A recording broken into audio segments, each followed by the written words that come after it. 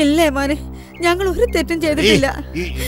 കളി നിന്റെ തന്ത ഈ പേട്ടുസാവത്തിന്റെ കിഡ്നി വരണ ഞാൻ പറിച്ചെടുക്കും. സത്യം പറയടാ. ഇല്ലേ മോനെ, ഞങ്ങൾക്ക് ഒരു മയക്കുമരുന്നിന്റെ ഏർപ്പാടില്ല. നീ പുകവലി കറക്റ്റടാ.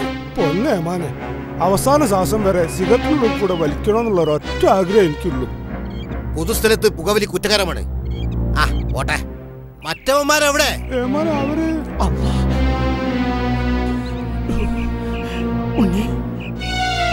എന്താ ചെയ്യാ?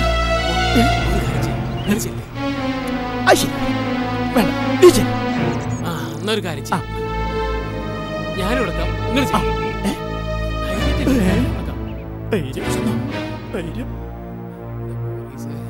പൊന്നെ മോനെ, അവർക്ക് ഇങ്ങനെ ഒരു ഏർപ്പാടുണ്ടാവില്ല. നീയാട്ടാ തീരുമാനിച്ചു.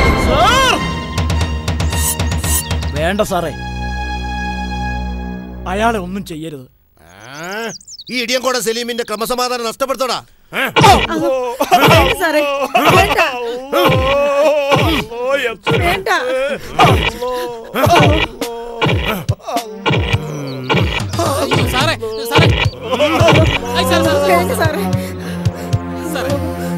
എന്താണ് അറിയേണ്ടത്?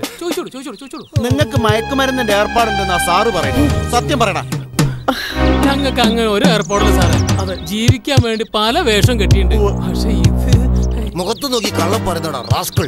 നീ ഡ്രഗ് വിറ്റിട്ടില്ലേ? ജഗ്ഗ ഡ്രഗ് ഞാനടക്കം സാമ്പിൾ കഴിച്ചിട്ടില്ലേ? നമ്പ്യാരെ, 65 പച്ചില മരുന്നുകൾ ചേർത്ത് ഒരേ സമയം 100 കണക്കിന് മരുന്നുകൾ ഉണ്ടാക്കി വിൽക്കുന്ന മെഷീനുണ്ട് ഇവരെടുത്ത്. അതിലുണ്ടാക്കിയ മരുന്നുണ്ട്. മരുന്ന് കാണിക്കടാ. ഇവന്റെ കൂമ്പിലാണ്.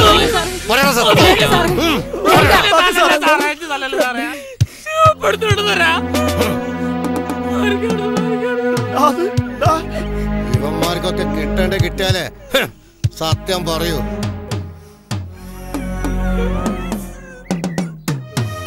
ഞാൻ കൊണ്ടുപോടാ. സാറേ, ഞങ്ങളുടെ പ്രശസ്തമായിട്ടുള്ള മരുന്ന് ആട്ടുകടലോ? അതെ,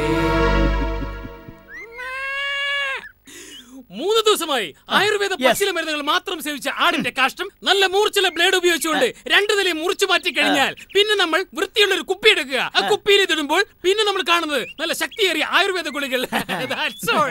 അപ്പൊ ഞാൻ കഴിച്ചത് അജവിസർജ ഗുളിക, അതായത് ആട്ടുംകാട്ടം തന്നെ സാർ. പോലീസ് പലരെയും മൂത്രം കുടിപ്പിച്ചിട്ടുണ്ട്, അമേദ്യം തീറ്റിച്ചിട്ടുണ്ട്.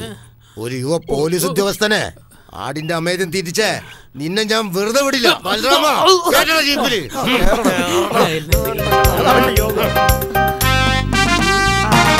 സാറിനോട് പ്രത്യേകിച്ച് പറയണം.